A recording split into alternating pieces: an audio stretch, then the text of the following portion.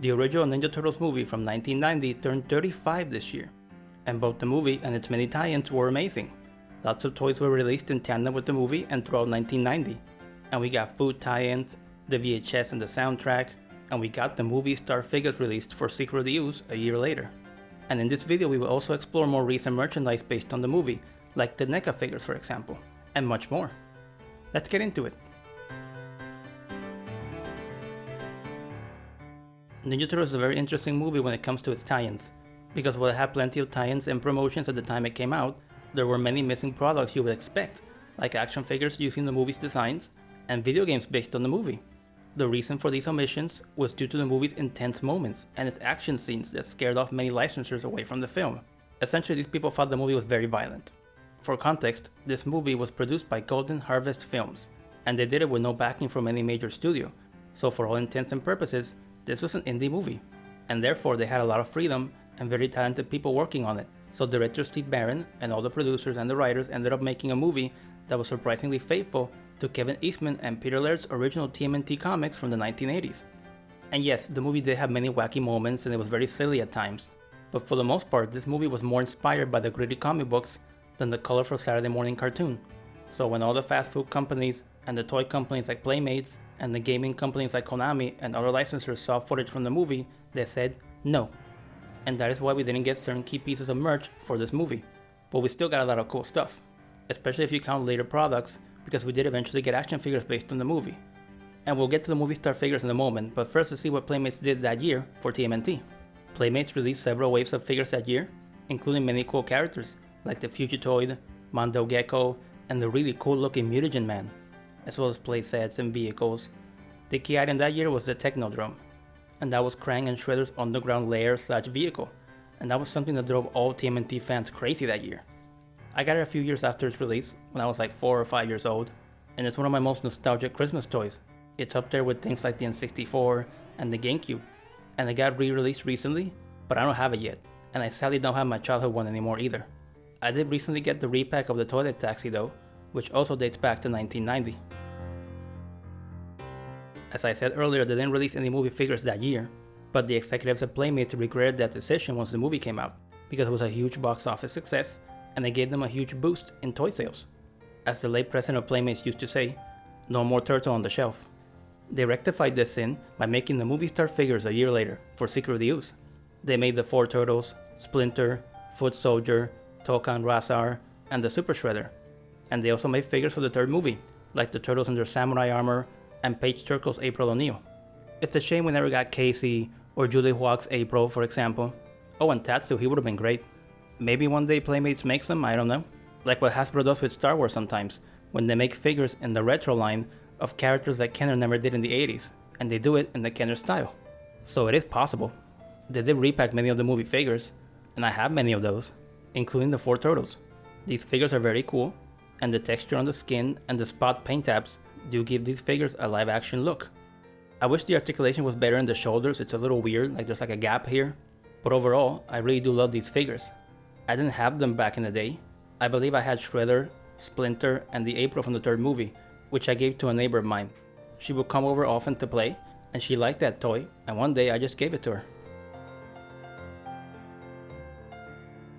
When it came to the food tie-ins, it was Pizza Hut who joined with the Turtles in 1990.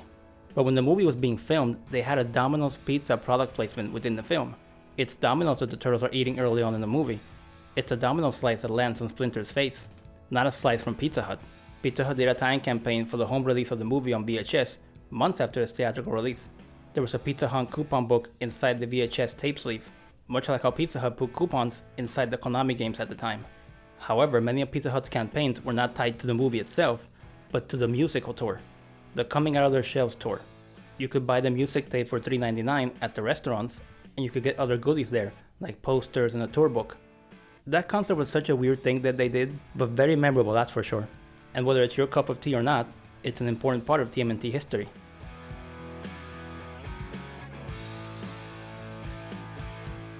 Burger King also did tie-ins for TMNT that year, but they were for the cartoon, not the movie. They sold VHS tapes of the show inside their restaurants, and for only $3.49. VHS tapes were still somewhat expensive in 1990, Many companies would sell you an episode or two of a TV show for $10 to $20, so $3 for a whole episode was a good deal. And it did include a trailer for the movie, so I guess Burger King didn't distance themselves completely from the film, but they should have made toys. And if not them, then McDonald's or maybe even Pizza Hut, because Pizza Hut, Taco Bell, and KFC's toys for the Star Wars Special Editions and for the Star Wars Phantom Menace were amazing. It really is a shame that we didn't get fast food toys for this movie. There wasn't a video game based on the movie, sadly, but TMNT fans were eating very well in the early 90s when it came to TMNT video games. The most notable game to come out that year was TMNT 2, the arcade game for NES. This was the console port of the Ninja Turtles arcade game, and it was a very good port. I have played it many times over the years, including on the actual NES. I think I still have the cartridge in the house somewhere, and both the console and the arcade version are very good games. And I even got to play the arcade cabinet itself once at 82 Arcade in LA, as is seen in my 2015 video, Retro Day 5, and it was an amazing experience. We also got Fall of the Foot Clan for Game Boy. Obviously this handheld title does not impress as much as its arcade and console cousins. Don't expect great frame rate or fast-paced combat and platforming here, but it's still a very nice game, and it's worth your time. I highly recommend the Kawabunga collection to anyone who hasn't played it yet. It's a great compilation of video games, and you also won't regret playing the most recent game, Shredder's Revenge. It is one of the best beat 'em ups I have ever played, and I can't recommend it enough. I hope one day we get an official game based on this movie. It's not impossible. We get games based on old films and shows often enough. In fact, later this year we are getting a game based on Terminator 2, a 2D action side-scrolling video game. So while it is improbable, it's still possible. By the way, there are many great TMNT games beyond the low-hanging fruit, beyond the 80s and the 90s games that everyone's used to playing. Don't ignore the 2003 era games, especially the GBA game based on the first season. And the GBA game based on the 2007 CG movie is also very good. Even the 2012 show has some decent games.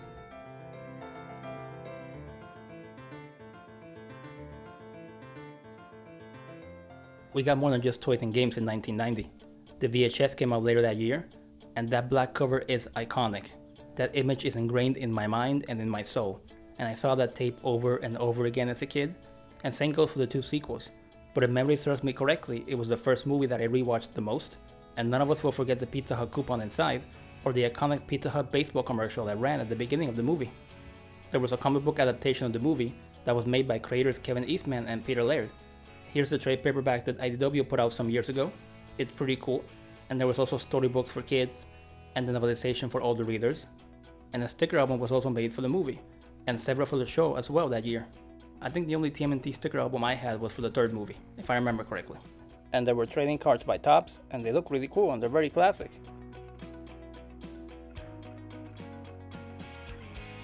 The soundtrack was glorious. Those three movies have three of my favorite movie soundtracks ever. Many of the songs are super catchy. Some have become iconic, like Turtle Power by Pick or by Partners in Crime, and all the songs from Jackie K and 9.5 by Spunkadelic. The list goes on. So many catchy songs and fun, colorful bands and singers and rappers of the time are in that CD and that tape. Even MC Hammer shows up in the soundtrack. And in the case of Secret Deals, we all know how iconic and beloved the Vanilla Ice song became. A shout out to my friend Angel, who gave me a physical copy of the first movie soundtrack like 7 or so years ago. And a shout out to Waxwork Records for being the first company ever to put out the 3 scores by John Dupree on CD and vinyl. I love these scores, and I love Waxwork Company for letting us own these in physical form.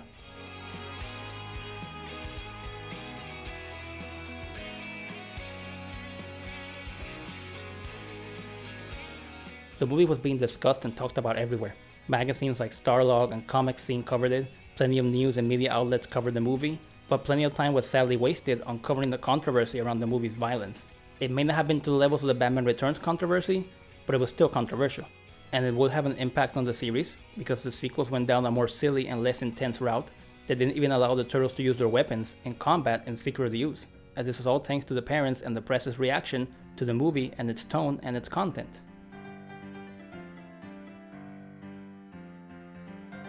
As the years have passed on, more and more companies have made products based on this movie. Funko has made several waves on Funko Pops based on the film, Playmates has made 6-inch figures based on the first 2 movies, and most important of all, NECA has made highly detailed and articulated 7-inch figures, and they are amazing. Sadly, I only have the 4 Turtles and 1 version of April, but there's way more than that. They have made Shredder, the Foot Soldiers, Splinter, various versions of Casey and April, and they have also made figures from the 2 sequels and even the musical tour. I love these figures. The level of detail is insane, and they look real. It looks like I'm holding the costumes from the movie in my hand, but miniaturized. And they did a really good job capturing Judith Hoag's likeness for the April figure. These are 4 of my favorite action figures ever made, but since I'm such a fan of the Turtles in their traditional 5-inch scale, I hope another company at some point tackles the movie in 4 to 5-inch scale. But for now, I'm more than happy with these figures, and I want to get my hands on the other ones at some point, like Shredder, Splinter, etc. I love this movie, I really do. It's one of my favorite movies of all time, and as I said earlier, I had the tape constantly playing on the VCR for a long time. I think the movie truly captures the grungy look of the comics and combines and adapts many key Volume 1 storylines in a very respectful way. And it also injects a bit of the cartoon in there as well, because the movie does have plenty of humor and silliness, and the Turtles have their different color bandanas, just like they do in the cartoon, instead of all red like in the comic books. The score by John Dupree is very memorable. It's intense when it needs to be, but whimsy and fun when it wants to be. And the soundtrack is catchy.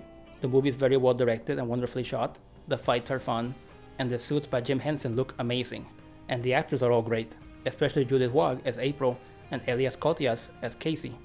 Koteas nails the heroic charm and the unhinged behavior of Casey perfectly well, and Judith Hoag's April is very likable, funny, and heroic, which is what all Aprils should be. In my opinion, the movie is a masterpiece. It's a 10 out of 10 movie. I love it to bits.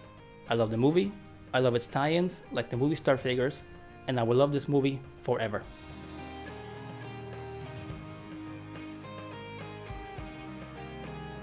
Thank you for watching the video, it means a lot, it always does. I would love to hear your favorite TMNT 1990 memories, and chat with you all about TMNT in general. Let's discuss it all in the comments below. Also, this video is not our first hype, tie-ins, and toys video. We've also done Revenge of the Sith, Batman Forever, and Power Rangers the movie, and we have more on the way, so feel free to check them out, and we have many playlists for your convenience when watching videos. And yes, we will continue to cover TMNT in the future and more often, so if you like TMNT, movies, TV shows, video games, action figures, comics, and if you're a nostalgic person, then this is your channel. Feel free to subscribe, and I will see you all next time.